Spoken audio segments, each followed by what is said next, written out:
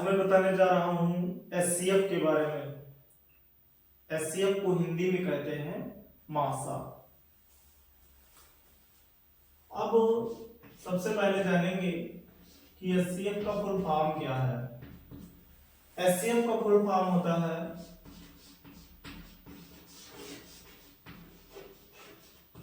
Highest common factor. अब highest common factor को हिंदी में कैसे समझें? हाईएस्ट का मतलब होता है सबसे बड़ा, कॉमन का मतलब होता है समान, फैक्टर का मतलब होता है गुणनखंड। अब सबसे बड़ा को कहते हैं महत्तम, समान को कहते हैं सम जो सभी में हो, गुणनखंड को कहते हैं अपवर्तक। अपवर्तक अब मिला दिया गया सम और अपवर्तक को तो बन गया महत्तम समापवर्तक। महत्तम समापवर्तक का शॉर्ट फॉर्म है मासा। अब मासा निकालने के लिए हम करते क्या हैं? सबसे पहली विधि होती है factor method. Factor method, factor method मतलब होता है गुणनखंड विधि। गुणनखंड विधि, गुणनखंड विधि को हम अपवर्तक विधि भी कह सकते हैं। अपवर्तक विधि भी कह सकते हैं। अब गुणनखंड विधि में 16, 24, 60 तो सभी का हमें गुणनखंड लिखना है, यानी अपवर्तक लिखना है। 16 के अपवर्तक, 24 के अपवर्तक, 60 के अपवर्तक। अपवर्तक के बारे में मैं पहले ही बता चुका हूं कि अपवर्तक वह है जिससे दी गई संख्या कट जाए पूरी तरह से। जैसे 16 1 से भी विभाजित है, 2 से भी विभाजित है, 3 से विभाजित नहीं है, फिर 4 से विभाजित है, 5 से विभाजित नहीं है, फिर 8 से विभाजित है और 16 से कटेगा। इसी तरह से 24 को हम देखते हैं। 24 1 से भी कटेगा, 2 से भी कटेगा, 3 से भी कटेगा, 4 से भी कटेगा, 6 से भी कटेगा, 8 से भी कटेगा, 12 से कटेगा और 24 से कटेगा। 60 के अपवर्तक लिखना है तो 60 के अपवर्तक में 1 से भी 60 कटेगा, 2 से भी कटेगा, 3 से भी कटेगा, 4 से भी कटेगा और 60 किससे कटेगा?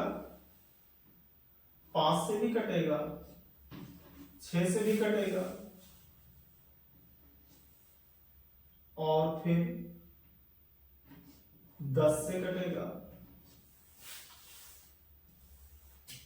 10 के बाद फिर 12 से कटेगा और 12 के बाद में 15 से कटेगा,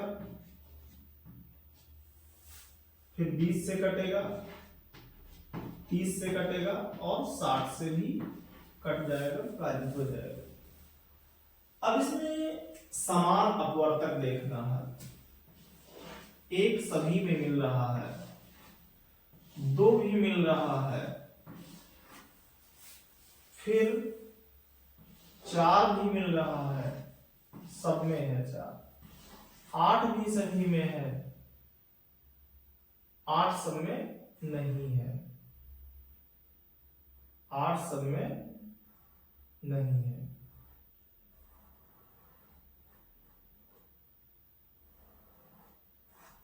8 नहीं मिल रहा है सभी में।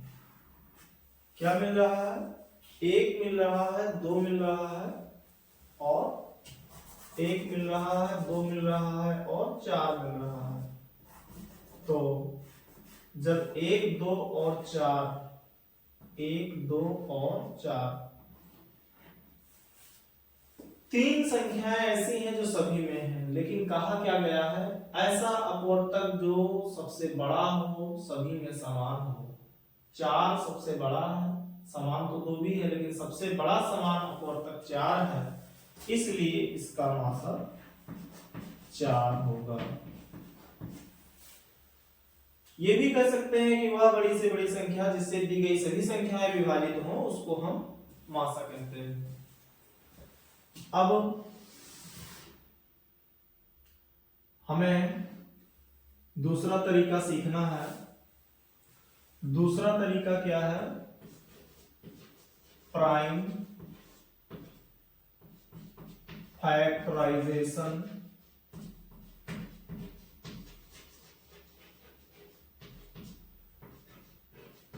मेथड। प्राइम फैक्टराइजेशन मेथड का मतलब अभाज्य गुणनखंड विधि। अभाज्य गुणनखंड विधि क्या है? जैसे 12, 16 और 60, 12, 24 और 16, 24 और 60 वही संख्याएं लेंगे जो पहले लिया गया है। 3 तरीके से उसी को बताएंगे। 12, 24 और 60। तो 12 का भी हमें प्राइम फैक्टराइजेशन करना है, 24 का भी करना है और 60 का भी करना है। 2 दूना 4 और 4 तिया 12। 2 दूना 4, 4 दूना 8, 8 त्रिक 24। 60 में 2 दूना 4, 4 तिया 12, 12 पंचे 60। इस तरह से प्राइम फैक्टराइजेशन हो गया। इसमें देखना क्या है? मासा में जो सब में मिल रहा हो, 2 यहां एक बार सब में मिल रहा है, फिर 2 यहां सब में मिल रहा है, और क्या मिल रहा है? इसमें 16 की जगह 12 कर दिया गया, इसमें 3 भी मिल रहा है। तो लिखेंगे क्या?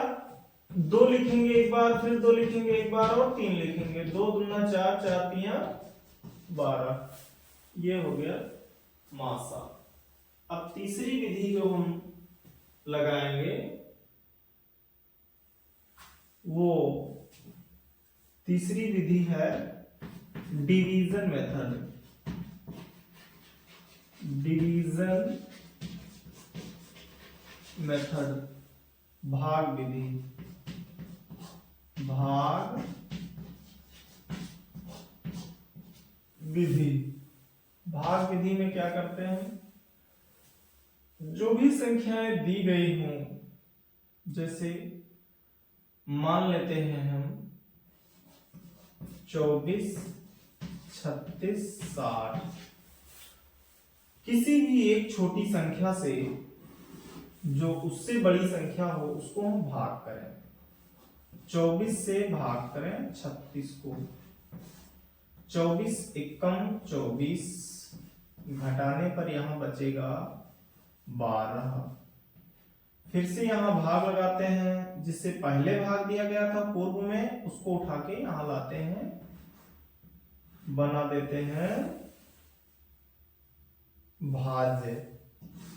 12 दूना 24, यहां शून्य हो गया। जिससे लास्ट में कटा है उससे जो भी संख्या बच रही है उसको भी हमें भाग देना है। एक 60 बच रहा है, 60 को भी भाग देना है। अगर एक ही बार में नहीं कट रहा है फिर से वही प्रोसेस बार बार दोहराना है। 12 अगर भाजक है इसको फिर से भाज्य बना देना है। 12 पंचे 60, इसमें एक ही बार में शून्य आ जा रहा है। तो एट लास्ट सबसे आखिरी में किससे कटा है? 12 से। तो इसलिए जो सबसे आखिरी में जिससे कटेगा वही हमारा हो जाएगा मासा। मासा हो गया 12। इस प्रकार आज मैंने बताया एचसीएफ मासा निकालना तीन तरीके से मासा निकालना बताया।